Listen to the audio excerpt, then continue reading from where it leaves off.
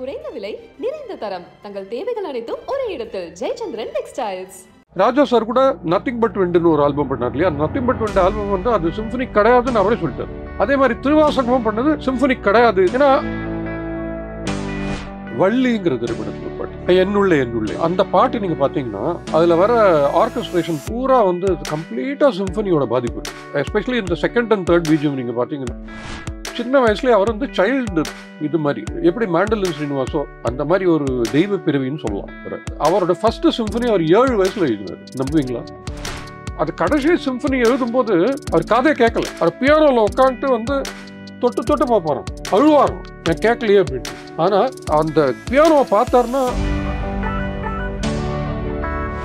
half an hour 45 minutes இருக்கும். நிறைய பார்த்துருக்கேன், அதான் சொல்றேன். அந்த பிஜிஎம்ஸ்லாம் இருக்குல்ல, அந்த பாட்டோட பிஜிஎம்ஸ் இருக்கு, அந்த டியூன் போர்ஷனை வந்து ஸ்வரப்படுத்த மாட்டார். டியூன் போர்ஷனை விட்டுட்டு ராஜபார்வை படம் இருக்கு இல்லையா? ராஜபார்வை வந்து வயலின் கான்சர்ட்டோன்னு ஒரு பீஸ். அது வந்து இப்போ கமல் வந்து வாசிப்பாப்பில் இந்த படத்துல. அது வந்து அதுக்கப்புறம் ரெக்கார்ட்லாம் கூட வந்தது. வயலின் கான்சர்ட்டோன்னு பேர். அது வெறும் சும்மா வந்து ஃபாஸ்டா கம்போஸ் பண்ணிட்டு பேசிக்கா கம்போஸ் பண்றதுங்கிறது அப்படி இல்லாம இந்த மாதிரி ஹை லெவல் மியூசிக் வந்து இவ்வளவு ஃபாஸ்டா கம்போஸ் பண்ணி அவுட்புட் கொடுக்கறதுங்கிறது வந்து எக்ஸப்ஷனல் தான். சந்தேகமே இல்லை. நத்திங் பட் விண்டுல கடைசி பீஸ் நீங்க கேட்டு பாத்தீங்கன்னா முதல்ல ஒரு புல்லாங்குழல் இசை மாத்திரம் வரும். அதுக்கப்புறம் டெவலப் பண்ணிட்டே போவார். பேசிக் தீம்ல அப்படின்னு ஒரு டியூன் வரும். அது போக கேட்டீங்கன்னா ஒரு அந்த வெஸ்டர்ன்ல வந்து நம்முடைய சாஸ்திரிய சங்கீதத்தை கலந்து ஒரு இசையை கொடுக்கறதுக்கு வாய்ப்பு இருக்குமா? அப்படி பண்ண முடியுமா? அதுக்கு ரூல் இருக்கா? நம்ம சாஸ்திரிய சங்கீதத்தை வந்து மிக்ஸ் பண்ணி பண்ண முடியுமாங்கிறது வந்து எனக்கு தெரியல. ஏன்னா அது சிம்பனின்னு ஒத்துப்பாங்களான்னு தெரியல. ஒரு ராகத்திலேயே ஒன்று பண்ணினாக்க அவங்களுக்குள்ள சில ரூல்ஸ் எல்லாம் இருக்குல்ல, அவங்களுக்குள்ள அந்த அதுக்குள்ள கட்டுப்பட்டு பண்ண முடியுமான்னு எனக்கு தெரியல, ராகத்துக்குள்ளே இருந்ததுன்னா.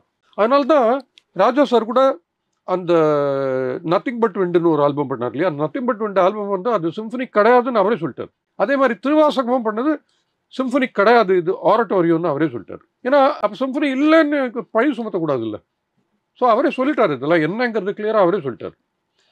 இது வந்து அவரே சிம்பனின்றார்.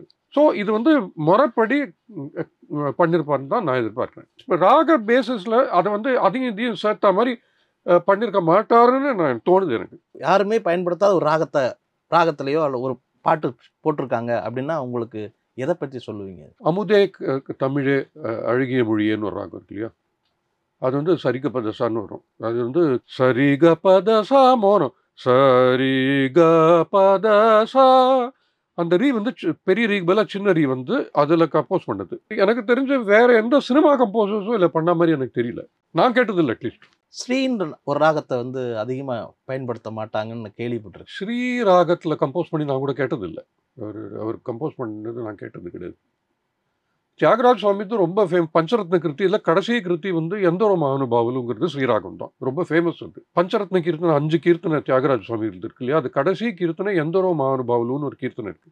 அது ஸ்ரீராகத்தில் அமைஞ்ச கீர்த்தனை தான். இவர் வந்து ஸ்ரீராகத்தில் கம்போஸ் பண்ணி நான் கேட்டதில்லை. இதுவரை லதாங்கிங்கிற ஒரு ராகத்தை வந்து ஏதோ ஒரு பாட்டுக்காக பயன்படுத்தியிருக்காங்க. அது வந்து ரொம்ப பெக்குலியர். அது எனக்கு தெரியல, அதை சொல்ல முடியல. கிளாசிக்கலாகவே யூஸ் பண்ணாத பண்ணியிருக்காரு. சின்ன ராசாவே சிட்டரும்பு என்ன கிடைக்குதுங்கிறது பாரு. அது வந்து லதாங்கி ஒரு நோட்ஸை பேஸ் பண்ணி தான் பண்ணியிருக்காரு. பட் அது வந்து கிளாசிக்கலாகவே ஹேண்டில் பண்ணல. அந்த மாதிரி நிறைய பண்ணியிருக்காரு. இந்த விஷயம் எப்படி சாருக்கு வந்து தெரிஞ்சிருக்குன்னு எனக்கு புரியல. நீங்க எல்லாரும் ஒரு பாணியில போயிட்டு இருக்கும்போது திடீர் இந்த ராகத்தை வந்து நம்ம வேற மாதிரி ஹேண்டில் பண்ணணும் அப்படிங்கிற ஒரு ஐடியா இதெல்லாம் எப்படி? அதுதான் ராஜா சார், என்ன சொல்ல முடியும். இந்த மாதிரி நிறைய புதுமா பண்ணியிருக்காரு. நீங்க வியந்த அந்த திரைப்படத்துல உள்ள பாடல் எதுன்னு கொஞ்சம் சொல்லுங்க. வள்ளிங்கிற திரைப்படத்தில் ஒரு பாட்டு இருக்குல்ல, என்னுள்ளே அந்த பாட்டு நீங்க பாத்தீங்கன்னா அதுல வர ஆர்கெஸ்ட்ரேஷன் பூரா வந்து கம்ப்ளீட்டா சிம்பனியோட பாதிப்பு இருக்கும். அந்த பிஜிஎம் நீங்க கேட்டீங்கன்னு வச்சுங்களேன், அது ஒரு குட்டி சிம்பானிக் பீசஸ் மாதிரி தான் இருக்கும். முதல்ல இந்த எஸ்பெஷலி இந்த செகண்ட் அண்ட் தேர்ட் பிஜிஎம் நீங்க பாத்தீங்கன்னா எல்லாமே வந்து சிம்பனி ஸ்டைலில் தான் இருக்கும். அது அந்த பாட்டு ஒரு ஒரு ஹைலைட்னு சொல்லலாம். One of the highlights of his கரியர்னு சொல்லலாம் என்ன பொறுத்தவரையில். இப்போ பீத்தோவன், மொசார்ட் இவங்களுடைய கடைசி கட்ட இசை முயற்சி என்னவா இருந்தது? அவங்களுடைய வாழ்க்கை எப்படி இறுதி கட்டத்தில் எப்படி இருந்தது? மோசார்ட்டோட வாழ்க்கை வந்து அவர் வந்து 36 வருஷம் தான் இருந்தார். சின்ன வயசுலேயே அவர் வந்து சைல்டு இது மாதிரி ஒரு எப்படி மாண்டலின் ஸ்ரீனிவாசோ அந்த மாதிரி ஒரு தெய்வ பிறவின்னு சொல்லலாம். அவரோட ஃபர்ஸ்ட் சிம்பனி அவர் 7 வயசுல எழுதினார், நம்புவீங்களா? அப்பவே அவர் ரொம்ப ஃபேமஸ். அப்பா வந்து என்ன பண்ணாருன்னா, அவர் இந்த மாதிரி இருக்காருன்னு சொல்லிட்டு அவரை பாப்புலரைஸ் பண்ணணும் அப்படின்னு சொல்லிட்டு, உலகத்துக்கு தெரியணும்னு சொல்லிட்டு அவர் நாடு நாடாக கூட்டிகிட்டு போயிட்டு அவர் அங்கே இருக்கிற ராஜாக்கள்லாம் இருந்தாங்கல்ல, அவங்கள்ட்டெல்லாம் இன்ட்ரடியூஸ் பண்ணி விட்டு அவர் ரொம்ப ஃபேமஸ் ஆகிட்டார். அவர் சின்ன வயசுலேயே, அவர் பை த டைம் அவர் வந்து டீனேஜில் 20 வயசு ஆகிறதுக்குள்ளேயே அவர் வந்து வேர்ல்டு ஃபேமஸ் ஆகிட்டார். அப்புறம் என்ன ஆகி போச்சுன்னா, அவருக்கு ப்ராப்ளம்ஸ் ஆகிடுச்சு, ஃபேமிலி ப்ராப்ளம்ஸ் ஆகிடுச்சு. அதுக்கப்புறம் ட்ரிங்கிங் ஹேபிட் வந்துடுச்சு. அப்புறம் இன்னொன்று, அவர் வந்து பண விஷயத்தில் வந்து அவர் ஊதாரி மாதிரி அந்த மாதிரி. அப்புறம் அவரை சில பேர் சொல்கிறாங்க அவரை சீட் பண்ணிட்டாங்கன்னு சொல்கிறாங்க, அவரை எக்ஸ்ப்ளாய்ட் பண்ணி சீட் பண்ணிட்டாங்க. அவர் ஒய்ஃபே வந்து இவரை வச்சு பணம் பண்ணி இவரே வந்து இவர்கிட்ட நிறைய கறந்துட்டாங்க அப்படிங்கிற மாதிரிலாம் சொல்கிறாங்க. கடைசியில் அவர் இறந்த போது வந்து ரொம்ப ஒரு ஏழ்மை நிலையில் அவருடைய ஃபியூனரலுக்கே நிறைய பேர் வரலைங்கிற மாதிரி தான் அந்த அமடேஸ் படத்தில் கூட அது இருக்குது. நீங்கள் கடைசியில் அவரோட நீங்கள் பார்த்தீங்கன்னா உங்களுக்கு தெரியும், கடைசியில் பார்த்தீங்கன்னா ஃபியூனரலில் வந்து அப்பாவியாக இருக்கும், யாருமே இருக்க மாட்டாங்க. அதே மாதிரி பேத்தோவனோட லைஃப்னா அவருக்கு விழுந்த பெரிய இடி என்னன்னா, ஒரு கம்போசருக்கு ஒரு மியூசிஷியனுக்கு காது கேட்காம போனால் எப்படி இருக்கும்? காது தானே அவங்களுக்கு மெயின். அவருக்கு என்ன ஆகி போச்சுன்னா, அவருக்கு இந்த டீனேஜில் இருக்கிற ஒரு வயசுலேருந்து அவருக்கு கொஞ்சம் கொஞ்சமாக காது வந்து அப்படியே போயிட்டே இருந்தது. கொஞ்சம் கொஞ்சமாக ஹியரிங் லாஸ் ஆகி ஒரு ஸ்டேஜில் கேட்கவே முடியாம போச்சு அவருக்கு. பட் அவரோட பெரிய கிரேட்னஸ் என்னன்னா, இந்த காது கேட்கறது கஷ்டப்பட்டு இருக்கிற நேரத்தில் சிம்பனி எழுதிட்டே இருந்தார். இன்னும் கொஞ்சம் லாஸாக இருக்கும்போது இன்னொரு சிம்பனி எழுதுவார். அதுக்கப்புறம் அது கடைசி சிம்பனி எழுதும்போது அவர் காதே கேட்கல. அவர் பியானோவில் உட்காந்துட்டு வந்து தொட்டு பார்ப்பாராம், அழுவாராம், நான் கேட்கலையே அப்படின்ட்டு. ஆனால் அந்த பியானோவை பார்த்தாருன்னா அவருக்கு வந்து அப்படியே உள்ளே ஓடும், மைண்டுக்குள்ளே அத்தனை இந்த இதில் என்ன மாதிரி நோட் இருக்குது, என்ன மாதிரி டோன் இருக்குதுன்னு அவருக்கு மைண்டுக்குள்ளேயே ஏறிடுச்சு. அதனால் அவர் எழுதிட்டே போயிட்டார். உயிரோடு இருக்கும்போது கடைசியாக இருக்கிற பண்ண சிம்பனியை வந்து இது பண்ணுற போது, பப்ளிக் ஷோ பண்ணுற போது, ரிலீஸ் பண்ணுற போது, அப்போல்லாம் ரிலீஸ்னால் இப்போ வந்து சிடி கேசட்டு இது அப்படிலாம் கிடையாது, லைவ் ஷோ வச்சு தான் பண்ணணும். ஆமாம், அப்படி தான் பண்ணி ஆகணும். பண்ணும்போது என்ன ஆச்சுன்னா, யூஸ்வலாக இதுக்கு முன்னாடி வந்து இவரே கண்டக்ட் பண்ணுவார். இவர் காது கேட்காதனால இன்னொரு கண்டக்டர் கண்டக்ட் பண்ணியிருந்தார். இவர் ஒரு ஸ்டேஜில் வந்து அதை அவங்க வாசிக்கிறத பார்த்து அந்த மியூசிக் அவருக்கு மண்டைக்குள்ளே கேட்குறது, காதில் கேட்கல, ஆனால் உள்ளே கேட்டுட்டு இருக்கு. ஏன்னா இவர் தான் எழுதியிருக்காரு. இவர் எக்ஸைட் ஆகிட்டு எழுந்து போயிட்டு இவரே கண்டக்ட் பண்ண ஆரம்பிச்சிட்டாரு. தன்னை அறியாமையே என்ன பண்ணிட்டாருன்னா, கண்டக்டிங் போது இந்த தாளம் சரியா இல்லாமல் ஆயிடுச்சு, இவருக்கு கேட்கல இல்லை, அதனால் பீட்டை மிஸ் பண்ணிட்டார்.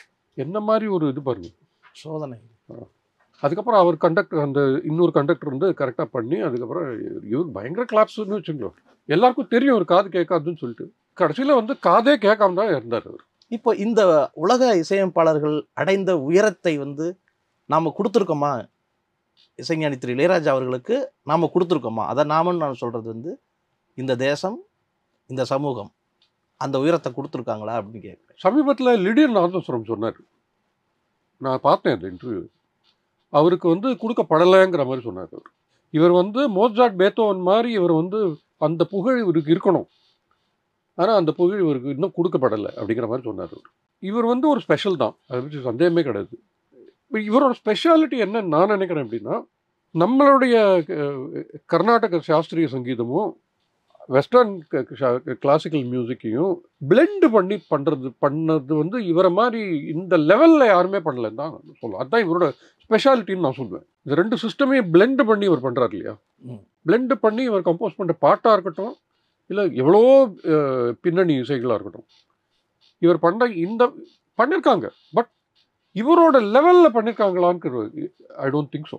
1000 படங்கள் அப்படிங்கிறது ஒரு மனிதரோட இசையமைப்பாளரோட வாழ்க்கையில் 1000 படங்கள் தாண்டி அநேகமாக 1500 படங்கள் வந்திருக்கும். என்ன இப்போ இன்றைக்கு சூழல்ல இது எப்படி, இது வந்து உலக இசையமைப்பாளர்களுக்கு கூட சாத்தியமே இல்லை எனக்கு தெரிஞ்சு. எப்படி பண்ணுறாருன்னு புரியல, வியப்பாக தான் இருக்கு. அவரே சொல்கிறாரு, இப்போ நான் ஒர்க் பண்ணது வந்து 80s ஒர்க் பண்ணது எப்படின்னா, காத்தால் வந்து 7 மணிக்கு ஆரம்பித்தேன்னா அந்த ஒரு 7 to 1 ஒரு பாட்டு முடிச்சாகணும், 2 to 9 இன்னொரு பாட்டு முடிச்சாகணும்.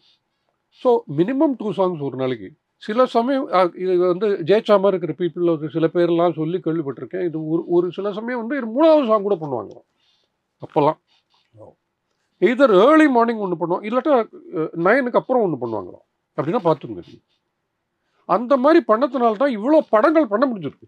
ஒரு நாளைக்கு 2 பாட்டு, ஒரு படம் வந்து 4 நாளில் முடிச்சிடுவார் ரீ ரெக்கார்டிங். ஆவரேஜாக சொல்கிறேன். இந்த ஸ்பீடு வந்து எனக்கு தெரிஞ்சு எந்த கம்போசருமே இந்த ஸ்பீடு ஆஃப் கம்போசிங் நான் கேள்விப்பட்டதே இல்லை. ஃபிலிம் கம்போசரை பொறுத்து மட்டும் ஃபியூ ரெக்கார்டிங்ஸ் நானே கண்ணால் பார்த்துருக்கேன். அவர் வந்து இந்த டியூனை வந்து முன்னாடி வந்து கம்போஸ் பண்ணும்போது அவர் வந்து கேசட்டில், அப்போல்லாம் கேசட்டில் வந்து டியூன் பாடி ஹார்மோனியத்தில் பாடி ரெக்கார்ட் பண்ணுறாங்க. ரெக்கார்ட் பண்ணி சுந்தரராஜன் சார்ட்டு போய்டும். போயிட்டு அந்த கேசட்டை வச்சு இந்த டியூனை வந்து சிங்கர்ஸ்ட்டை கற்றுக் கொடுத்துட்டுப்பாரு ஒரு சைடில். இவர் வந்து அந்த ஸ்டூடியோக்கு வந்துட்டு, ஆனால் இது மாத்திரம் இல்லையே, அவர் கம்போசிங் பாட்டுன்னு ஓடிட்டே இருக்கும் இல்லையா. ஸோ அவர் ஒரு தடவை டியூன் என்னன்ட்டு இவருக்கே ஞாபகப்படுத்தணும். டியூன் என்னன்ட்டு இவர் தெரிஞ்சுட்டாருன்னா அதுக்கப்புறம் வச்சு எழுதினார்னா அப்படியே உட்காந்து எனக்கு தெரிஞ்சு ஒரு 1/2 hour 45 minutes இருக்கும். நான் நிறைய பார்த்துருக்கேன், அதனால சொல்கிறேன். அந்த பிஜிஎம்ஸ்லாம் இருக்குல்ல, அந்த பாட்டோடைய பிஜிஎம்ஸ் இருக்குது. அந்த டியூன் போர்ஷனை வந்து அவர் ஸ்வரப்படுத்த மாட்டார். டியூன் போர்ஷனை விட்டுட்டு அந்த டியூன் போர்ஷனுக்கு கார்ட்ஸ் எழுதிடுவார். First BGM, second BGM, third BGM எழுதிடுவார். அந்த பிஜிஎம்க்கு ஃபுல்லாக அத்தனை பேர் அன்றைக்கி வந்து எவ்வளோ பேர் இருக்காங்களோ, 50 பேர் இருக்காங்களோ, 60 பேர் இருக்காங்களோ, 80 பேர் இருக்காங்களோ, எவ்வளோ பேரோ ஆர்கெஸ்ட்ரா, அத்தனை பேரும் ஒரு ரவுண்ட் பார்த்துட்டு எழுதிட்டே போயிடுவார். இது ஒரு 1/2 hour 45 minutes முடிச்சுடுவார். அதுக்கப்புறம் சிங்கர்ஸ் ஒரு லிரிசிஸ்ட் வந்து லிரிசிஸ்டோட அப்போ உட்காந்து இந்த டியூனுக்கு லிரிசிஸ்ட் பாட்டு எழுதிட்டு சிங்கர்ஸோட ரிஹர்ஸ் பண்ணி ஆர்கெஸ்ட்ராவை ரிஹர்ஸ் பண்ணி அதுக்கப்புறம் மானிட்டர் பண்ணி டேக் பண்ணி இதெல்லாம் 7 to 1 எல்லாம் முடிஞ்சிடும். இது மாதிரி வந்து ஒரு அட்லீஸ்ட் 2 songs ஒரு நாளைக்கு பண்ணியிருக்காருன்னா பார்த்துக்கோங்க. என்ன ஒரு ஸ்பீடு, என்ன ஒரு அவுட்புட், என்ன ஒரு இந்த ஸ்பீடில் வந்து இந்த லெவலில் மியூசிக் பண்ணாரு. அதை சொல்லுங்க. சும்மா வந்து ஃபாஸ்ட்டாக கம்போஸ் பண்ணிட்டு பேசிக்காக கம்போஸ் பண்ணுறதுங்கிறது அப்படி இல்லாமல் இந்த மாதிரி ஹை லெவல் மியூசிக்கை வந்து இவ்வளோ ஃபாஸ்ட்டாக கம்போஸ் பண்ணி அவுட்புட் கொடுக்கறதுங்கிறது வந்து எக்ஸப்ஷனல் தான், சந்தேகமே இல்லை. இது மாதிரி ஒன்று சார் செய்யணும் அப்படின்னு நீங்கள் ஆசைப்படுற அந்த ஏதாவது உண்டா? உலக இசை கலைஞர்கள் பண்ணியிருக்கிற ஒரு விஷயம் எனக்கு தெரிஞ்ச ஒரு ஏற்கனவே பண்ணிட்டாருன்னு தான் நான் சொல்லுவேன். ஏன்னா இப்போ சிம்பனி வெளிவரப்போகுது. கர்நாடிக் மியூசிக்கில் நீங்கள் பார்த்தீங்கன்னா இது எவ்வளோ பேருக்கு தெரியும்னு எனக்கு தெரியல, பட் மியூசிக்கில் எல்லாம் இருக்கிறவங்களுக்கு தெரியும். ஃபுல் கர்நாடிக் காம்போசிஷனே, அதில் எதுவும் கலப்படமே இல்லாமல் ஒரு வர்ணம், கீர்த்தனை இதெல்லாம் அவர் பண்ணியிருக்காரு. அவர் ஆல்பமே பண்ணி மேண்டலின் ஸ்ரீனிவாசன் அதுக்கு வாசிச்சிருக்காரு. Pure Carnatic music. கர்நாடிக் மியூசிக்கில் என்ன பண்ணணும்னா சினிமா பாட்டு மாதிரி இல்லை, நம்ம பாட்டு எழுதணும், அது மெட்டும் அமைக்கணும். வாகையக்காரர்னு பேர் அதுக்கு. இவர் அதை பண்ணியிருக்காரு. அதில் இவர் தமிழ்லையும் பண்ணியிருக்காரு, சமஸ்கிருதத்துலையும் பண்ணியிருக்காரு. இது எவ்வளோ பேருக்கு தெரியும்னு எனக்கு தெரியல, பட் இவர் பண்ணியிருக்காரு. எனக்கு ஒரு சின்னது என்னென்னா, அது யாராவது பாடி அதை வந்து ஆல்பமாக கொண்டு வரலங்கிறது எனக்கு குறை இருக்குது. அவரே பாடியோ இல்லைன்னா வேற யாராவது பாடியோ காம்போசிஷன் ஒரு 5-6 பண்ணியிருக்காருன்னு நினைக்கிறேன். அதை யாராவது பாடி ஒரு ஆல்பமாக வெளியில் கொண்டு வரலாம். இப்படி ஒரு புது இசை ஒன்று கிடைக்கும். ஏன்னா அது வந்து மேண்டலின் ஸ்ரீனிவாஸ் வந்து அது என்னன்னா இன்ஸ்ட்ருமெண்ட் தானே, இன்ஸ்ட்ருமெண்ட் இல்லாமல் இவர் எழுதியிருக்காரு. அது பாடினாக்கா எழுதிருக்கிறது வெளில வரும் இல்லையா, அதுக்காக சொல்கிறேன். பியூர் கர்நாட்டிக்கும் பண்ணியிருக்காரு. இப்போ வந்து வெஸ்டர்ன் கிளாசிக்கல் வந்து அவரே சொல்கிறாரு, இது வந்து இது சினிமா இசை மாதிரி இல்லை, இது வந்து கம்ப்ளீட்டாக ஃபுல் சிம்பனி பண்ணியிருக்கேன் இப்போ அப்படின்னு சொல்கிறாருல்ல. ஸோ இதையும் சக்ஸஸ்ஃபுல்லாக அவர் பண்ணிட்டாருன்னா இந்த கர்நாட்டிக்லேருந்து சிம்பனி வரல வேறு எல்லாத்தையும் பண்ணிட்டாருன்னு அர்த்தம். சினிமா மியூசிக்கில் வந்து உங்களுக்கு வேர்ல்டு மியூசிக்கில் இருக்கிற இன்ஃப்ளூயன்ஸ் இருக்கிற அத்தனையும் இருக்குது. எந்த நாட்டோட மியூசிக்காக இருந்தாலும் அதோட ஏதாவது ஒரு அம்சத்தை எடுத்து வந்து இன்ஃப்ளூயன்ஸ் இருக்கிறது தான் சினிமா பாட்டு இருக்கு. அந்த காலத்தில் இந்த காலம் வரல அப்படி தான் ஓடிட்டு இருக்கு. இந்த காலம் மாத்திரம்தான் வேர்ல்டு மியூசிக் இருக்குன்னு நினைக்காதீங்க. அப்போலேருந்து நம்ம சினிமா பாட்டில் வந்து வேர்ல்டு மியூசிக்கில் இருக்கிற மியூசிக்கோட இன்ஃப்ளூயன்ஸ் வச்சு நிறைய கம்போசர்ஸ் பண்ணியிருக்காங்க. எந்த நாடாக இருந்தாலும் சரி, இப்போ அமெரிக்கா இருந்தாலும் சரி, ரஷ்யாவாக இருந்தாலும் சரி, ஜெர்மனியாக இருந்தாலும் சரி, ஜப்பானாக இருந்தாலும் சரி, ஆஃப்ரிக்கா இருந்தாலும் சரி, எதாக இருந்தாலும் இவரோட மியூசிக்லேயும் வேர்ல்டு மியூசிக்கோட இன்ஃப்ளூயன்ஸ் நிறைய இருக்குது. அதை தவிர நிறைய ஸ்டைல்ஸ் இருக்குது. ஃபோக் கேட்கவே வேணாம், ஃபோக் ஸ்டைல் நேச்சுரலாக இவருக்கு வருது, அது விடுங்க. நீங்கள் இது ஜாஸ் ஸ்டைலில் எவ்வளோ பண்ணியிருக்காரு. ரசிகர்களுக்காக உதாரணமாக ஒரு பாடலை சொல்ல முடியுமா? காலகாலமாக வாழும் காதலுக்கு நாங்கள் பண்ண முடியாது. நத்திங் பட் விண்டில் இந்த கடைசி பீஸ் நீங்கள் கேட்டு பார்த்தீங்கன்னா முதல்ல ஒரு புல்லாங்குழல் இசை மாத்திரம் வரும். அதுக்கப்புறம் அவர் டெவலப் பண்ணிட்டே போவார். அந்த அந்த பேசிக் தீம் இருக்குல்ல,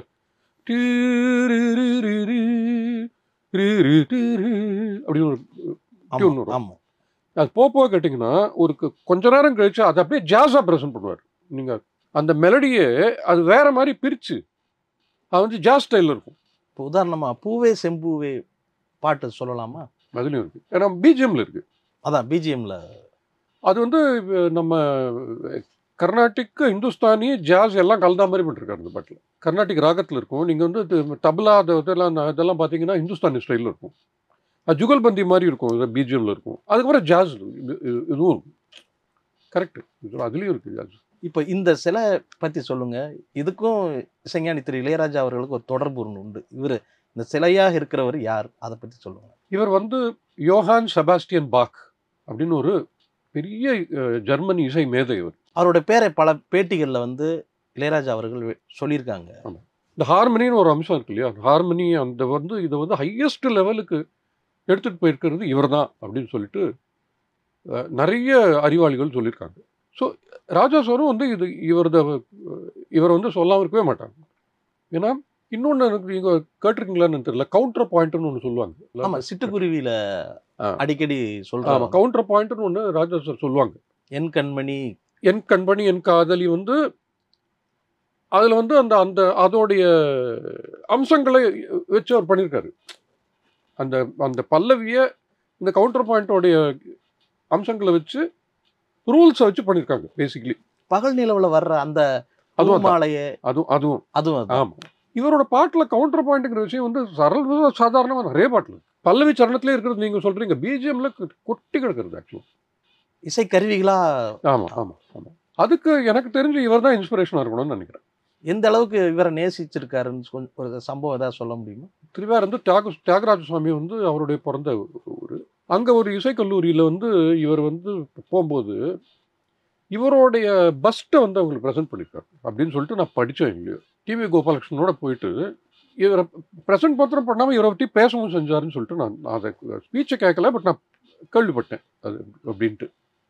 என்னன்னா இவர் எப்படி மியூசிக் கற்றுட்டாரு, அந்த நாளில் இவர் இருக்கிற இடத்துல வந்து நடந்து போய் நூற்றுக்கணக்கான மைல் நடந்து போயிட்டு போய் மியூசிக் கற்றுட்டாராம் இவர் அப்படின்னு சொல்லிட்டு அவர் சொல்லியிருக்காரு. எப்படிலாம் கஷ்டப்பட்டு இவர் கற்றுட்டாரு அப்படின்ட்டு. அப்புறம் இவரை மாதிரி எழுதணும்னா எனக்கு ஒரு இந்த கவுண்டர் பாயிண்ட்டில் வந்து அவருக்கு ஒரு பர்டிகுலர் கவுண்டர் பாயிண்ட்டை பற்றி சொல்லுவார். Particular counter point invertible counter பாயிண்ட்டுன்னு ஒரு ரொம்ப டெக்னிக்கல்னு வச்சுங்க. இன்வெர்ட்டிபிள் கவுண்டர் பாயிண்ட்டுன்னு அது கவுண்டர் பாயிண்ட்லேயே ரொம்ப கஷ்டமான சமாச்சாரம் ராஜா சாரே அவர் சொல்லியிருக்காரு. இதை வந்து ஒரு 16 பார் இந்த கவுண்டர் பாயிண்ட்டை எழுதணும்னா எனக்கு வந்து குறைஞ்சது ½ hour வெறும் 16 பார் எழுதுறதுக்கு ஆகும். இவர் வந்து என்னென்ன மாதிரி எழுதியிருக்காரு அப்படின்னு சொல்லிட்டு ப்ரைஸ் பண்ணியிருக்காரு இவர். அந்த பாடலுக்கு பகல் நிலவும் சரி, சிட்டுக்குருவி பாடலுக்கும் சரி, இவருடைய நோட்ஸோட இன்ஸ்பிரேஷனாக இருக்கும்னு தான் நினைக்கிறேன் டெஃபினட்டாக. இப்போ சிம்பொனியை வந்து அது சம்மந்தமாக நான் 75 வரி வரும்போது அது குழு ஒருத்தர் இருக்காங்களா? சிம்பொனிக்கு சம்மந்தப்பட்ட டீம் அப்படின்னு இருக்காங்க. சிம்பொனி ஆர்கெஸ்ட்ரான்னு இருக்கு. அவங்களுக்கு வந்து இதுதான் அவங்க தொழில். ஆக்சுவலாக நிறைய ஆர்கெஸ்ட்ரா இருக்கு உலகத்தில். அதில் வந்து இவர் வந்து ஸ்காட்லாண்டில் போய் ரெக்கார்ட் பண்ணாருன்னு கேள்விப்பட்டார். எந்த ஆர்கெஸ்ட்ரான்னு தெரியல, பட் ஸ்காட்லாண்டில் வந்து என் நண்பர் ஒருத்தர் அங்கே இருக்கார். ஸோ அங்கே அவர் கேள்விப்பட்டார் அங்கே வந்திருக்கும்போது. அவருக்கு வந்து இப்போ நான் பண்ணிட்டேங்கிற மாதிரி என்றைக்குமே உட்காண்டதே கிடையாது எனக்கு தெரிஞ்சு. ஆனந்த் படத்தில் ஒரு பாட்டு ஆராரோ ஆராரோ, அது என்ன அது சொல்ல முடியுமா சார்? அது உள்ள என்ன இருக்கு அப்படின்னு? ஆராரோ அவங்களே வாய்ஸ் வச்சு இன்னொரு ஆராரோ வரும் பின்ன மேலேயே. அது பண்ணியிருக்காரு. பட் அது முன்னாடியே அவர் பண்ணிருக்காரு. ஏதோ மோகம் நான் சொன்னேன்ல. ஆமாம், இந்த வா வா மஞ்சள் மலரே ராஜாதி ராஜாவில் வா வா மஞ்சள் மலரே, அது வந்து பாடும்போதே வந்து 2-3 வாய்ஸ் வரும். மனோவோட வாய்ஸே 2-3 மனோ. அதே மாதிரி இன்னொரு பாடினது கூட பாடினது சைலஜா அவங்க பாடினது. அது மாதிரி அதுக்கு முன்னாடியே ஒரு பாட்டு இருக்கு ஆக்சுவலாக. பாட்டு இங்கேன்னு ஒரு பாட்டு கேள்விப்பட்டீங்களா? பாட்டிங்கே அதுவும் அதே மாதிரி தானே. இந்த பாட்டுக்கு முன்னாடியே அது வந்தாச்சு. நான் வந்து ஃபஸ்ட்டு கேட்டு வியந்த பாட்டு அதுதான் இந்த மாதிரி பண்ணதில். பாட்டு இங்கேன்னு வரும்போது 3 சைலஜா இருக்கும். இல்லை சைலஜாவை 3 பார்ட்டில் வச்சு தனித்தனியாக பண்ணி ஒன்றுக்கு மேலே ஒன்று போட்டிருக்காங்க. ரெக்கார்டிங் டெக்னிக் தான். தனித்தனியாக பாடி ஒரு ட்ராக். அந்த காலத்தில் பண்ணுறது கஷ்டம். இப்போ கம்ப்யூட்டர் வச்சு ஈஸியாக பண்ணிடலாம். அந்த காலத்தில் வந்து அந்த பூல் டேப் இருக்கிற காலத்தில் அவர் பண்ணியிருக்காரு. அதுதான் பெரிய முக்கியமான, அதுதான் பெரிய விஷயமே. அதுதான் ஆக்சுவலாக தனித்தனியாக ரெக்கார்ட் பண்ணி ஒன்றுக்கு மேலே ஒன்று பண்ணணும். அந்த மாதிரி புதுமை நிறைய புதுமை இருக்குது. அதே மாதிரி இந்த இன்ஸ்ட்ருமெண்ட்ஸ் வந்து புது இன்ஸ்ட்ருமெண்ட்ஸ் யூஸ் பண்ணது. ஆசை காற்றுல தூது விட்டுங்கிறது ஒரு ஃப்ளூட்டுன்னு ஒரு பேஸில் ஒன்று ஃபஸ்ட்டு பிகினிங்கில் ஒரு கேட்கும் தெரியுமா? அது வந்து நிறைய பேர் ரெக்கார்டர்னு ஒரு இன்ஸ்ட்ருமெண்ட் வச்சுருக்காங்க. கிடையாது, அதுக்கு பேர் ஆம்ஸ்ட்ராங் ஃப்ளூட்டுன்னு பேர்.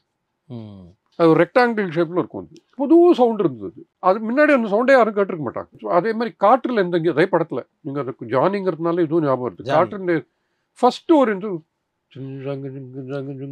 பாட்டு ஆரம்பிக்கிறது முன்னாடி தெரியுமா, அது வந்து கிட்டார் கிடையாது, அது புஜூக்கின்னு ஒரு இன்ஸ்ட்ருமெண்ட், புது இன்ஸ்ட்ருமெண்ட் அது. அப்போ அது இன்ட்ரடியூஸ் பண்ணியிருக்காரு. நம்ம மன்னர் காலத்துங்களில் பயன்படுத்தப்பட்ட யாழ்கள், இசைக்கருவிகளுடைய சத்தம்லாம் நம்ம வந்து மறுபடியும் எடுத்துட்டோமா இப்போ? யாழுங்கிறது உங்களுக்கு வந்து வெஸ்டர்ன் கிளாசிக்கல் மியூசிக்ல இருக்கே. யாழுங்கிறது வந்து இவர் யூஸ் பண்ணியிருக்காரு. உதாரணமாக இப்போ மியூசியத்தில் நிறைய இசைக்கருவிகள், பழைய கால இசைக்கருவிகளை பார்க்குறோம். அதனுடைய அது மியூசியத்தில் மட்டும்தான் இருக்குது. இங்கே வெளியில் அதை வந்து ரீப்ரொடக்ஷன் பண்ணுற மாதிரியான நம்ம பண்ணியிருக்கோமா, பாதுகாத்து வச்சுருக்கோமா இந்த சவுண்ட்? எனக்கு தெரிஞ்ச எங்கள் பெரிய வருத்தம் பாதுகாக்கலை. அதுக்கு மெயின் ரீசன் வந்து கம்ப்யூட்டர்ஸ். மெயின் ரீசன் இதுதான், கீபோர்டு. இந்த கீபோர்டு வந்ததுக்கப்புறம் என்ன ஆயிடுச்சுன்னா, இந்த கீபோர்டில் எல்லா சவுண்டும் வந்துடுது இல்லை உங்களுக்கு. இந்த முதல்ல வந்து ஓரளவுக்கு லிமிட்டடாக தான் இருந்தது. இது அட்வான்ஸாக என்ன அப்படின்னா சாம்பிள்டு டோன்ஸ் வந்துடுச்சு. சாம்பிள்டு டோன்ஸ்னால் ஒருத்தர் ஆக்சுவலாகவே வயலின் வாட்சா அதை ரெக்கார்ட் பண்ணிட்டு அதை கீபோர்டில் ஏற்றிடுவாங்க அந்த டோனை. ஸோ அந்த டோன் வந்து வயலின் மாதிரியே இருக்கும். ஸோ இவர் நீங்கள் வயலினே வாசிக்க வேணாம், இதுலேயே வாசிச்சிடலாம். அந்த மாதிரி ஆயிடுச்சு. அதனால வந்து என்ன ஆகி போச்சுன்னா, இந்த மாதிரி நேச்சுரல் இன்ஸ்ட்ருமெண்ட்ஸை வாசிக்கிற மியூசிஷியன்ஸே கம்மியாகிட்டே வராங்க. வயலினிஸ்ட் இப்போ நீங்கள் பார்த்தீங்கன்னா அடுத்த ஜென்ரேஷன் வந்து எல்லாம் கீபோர்டுக்கு மாறிட்டாங்க. வயலினே பரம்பரையாக வந்துட்டு இருந்தது. அது மாதிரி இல்லை. இப்போ சில இன்ஸ்ட்ருமெண்ட், ஃபார் எக்ஸாம்பிள் ஓபோன்னு ஒரு இன்ஸ்ட்ருமெண்ட் இருக்குது.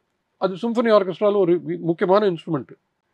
சிம்பனி ஆர்கெஸ்ட்ரான்னு சொன்னேன் இல்லையா, அதில் வந்து எல்லாரும் வந்து அந்த ஓபோ வச்சு தான் டியூனே பண்ணிப்பாங்க. ஃபஸ்ட்டு டியூன் பண்ணுவாங்கல்ல, அந்த டியூனிங்கே வந்து ஓபோவோட வச்சு தான் டியூன் பண்ணுவாங்க. ஏன்னா அதோட டோன் அவ்வளோ சுத்தமாகவும் கரெக்டாக இருக்குமா. அதில் அதை வச்சு டியூன் பண்ணாக்க சுத்தமாக ரொம்ப ரம்யமாக இருக்கும் கேட்குறதுக்கு அப்படின்ட்டு. அதனால வந்து ஓபோ வச்சு தான் டியூன் பண்ணுவாங்க. அது வடிவம் எப்படி இருக்கும் அந்த இசைக்கருவி? கிளாரினெட் மாதிரி அந்த ஃபேமிலி தான் அது. பட் அது கிளாரினெட் நினைப்பீங்க கிடையாது, ஓபோன்னு பேர். அது எம்எஸ்வி சார் காலத்தில் நிறைய பாட்டில் யூஸ் பண்ணியிருக்காரு. ராஜா சாரும் இப்போ அவருடைய ஓல்டு சாங்ஸில் நிறைய இருக்கும். ஒரு ஸ்டேஜ் மேலே பிளேயரே எல்லாம் போயிட்டாங்க, அதை வாசிக்கிறதுக்கு ஆளே எல்லாம் போயிட்டாங்க. ராசாத்தி ஒன்று காணாது நெஞ்சு பாட்டு இருக்குல்ல. ஆமாம்.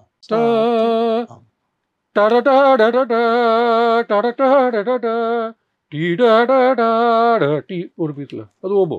இப்போ இந்த ஜனவரி 25 இந்த சிம்பொனி வெளியானதுக்கு அப்புறம் இசைஞானியுடைய புகழ் உலகம்லாம் தெரியும். அடுத்து அவருடைய பணி என்னவா இருக்கும், உலகம் எப்படி அவரை பார்க்கும் அப்படிங்கிறத ஒரு ரசிகனா நீங்கள் சொல்லுங்கள். இந்த வாட்டி ரிலீஸ் பண்ணிட்டு நம்புறேன் நான். போன வாட்டி பண்ணலை அவர். இந்த வாட்டி ரிலீஸ் பண்ணிட்டாருன்னா கட்டாயம் உலகம் பூரா போயிடும், சந்தேகமே இல்லை. அதுக்கப்புறம் அவர் என்ன பண்ணுவாருன்னு அவரை தான் கேட்கணும், நமக்கு தெரியுது. ஏன்னா எனக்கு வந்து அதுக்கு மேலே அவர் பண்ணுறதுக்கு என்ன இருக்குதுன்னு பார்க்கணும். பண்ணுறதுக்கு இருக்குது. என்னென்னா ஒரு ஒரு ஒரு இன்ஸ்ட்ருமெண்ட்டை வச்சு முக்கியத்துவம் கொடுத்து ஒரு அதுவும் அவுட் நத்திங் பட் விண்டில் ஃப்ளூட்டை வச்சு பண்ணிட்டாரு. வேறு ஏதாவது இன்ஸ்ட்ருமெண்ட் வச்சு பண்ணலாம், வீணை வச்சு ஒரு சித்தாரை வச்சு பண்ணுறதுனா பண்ணலாம். இது கான்சர்ட் டோன் பேர் இருக்குது. ஒரு இன்ஸ்ட்ருமெண்ட்டை வந்து முக்கியத்துவம் கொடுத்து ஒரு காம்போசிஷன் பண்ணணும் அப்படின்னா அது வந்து வெஸ்டர்ன் கிளாசிக்கல் ஸ்டைலில் பண்ணோன்னா அது கான்சர்ட் டோன் பேர். ராஜபார்வை படம் இல்லையா, ராஜபார்வை வந்து வயலின் கான்சர்ட் டோன்னு ஒரு பீஸ் இருக்கும். அது வந்து இப்போ கமல் வந்து வாசிப்பாப்பில் இந்த படத்தில். அது வந்து அதுக்கப்புறம் இது ரெக்கார்ட்லேயும் கூட வந்தது. வயலின் கான்சர்ட் டோன் பேர். அது வெறும் வயலின் வித் ஆர்கெஸ்ட்ரா தான், இன்ஸ்ட்ருமெண்டல் பீஸ் தான் அது. அது மாதிரி பண்ணலாம். இல்லைன்னா ஒரு எலாபரேட்டாக அக்காப்பெல்லாம் வெறும் வாய்ஸஸ் வச்சு நீங்கள் கேட்டிங்களே, எலாபரேட்டாக அவர் இன்ஃபேக்ட் பிளான் பண்ணாருன்னு சொல்லிட்டு அவங்க கோரஸ் யாரோ கோரஸ் சிங்கர் எனக்கு ஃப்ரெண்டு அவங்க சொன்னாங்க. ஆக்சுவலாக சுருமுக்கின்னு இருக்காங்க. ஆமாம், சுருமி தெரியும். சுருமுக்கி அவங்க பிளேபேக் சிங்கர் ஆல்சோ, பட் ரெகுலராக கோரஸில் பாடுறாங்க அவங்களுக்கு. அவங்க சொன்னாங்க இந்த மாதிரி அக்காப்பெல்லாவே ஒரு ஆல்பம் பண்ணணும்னு யோசிச்சுட்டு இருக்காருன்ட்டு. அப்போ ரொம்ப முன்னாடி நான் சொல்கிறது. ஸோ அது மாதிரி பண்ணலாம். மியூசிக்கு எண்டே கிடையாது என்னோட. இசைஞானி திரு இளையராஜா அவர்களுடைய நீண்ட காலமாக சொல்லிக்கிட்டு இருந்த ஒரு விஷயம் வந்து அது நடக்காமலே இருக்குது. அது பெரிய இசைக்கு தனியாக ஒரு பல்கலைக்கழகம் ஒன்று ஆரம்பிக்கணும். அது இந்த மாதிரியான ஏற்பாடுகள் அங்கங்கே நடந்தது.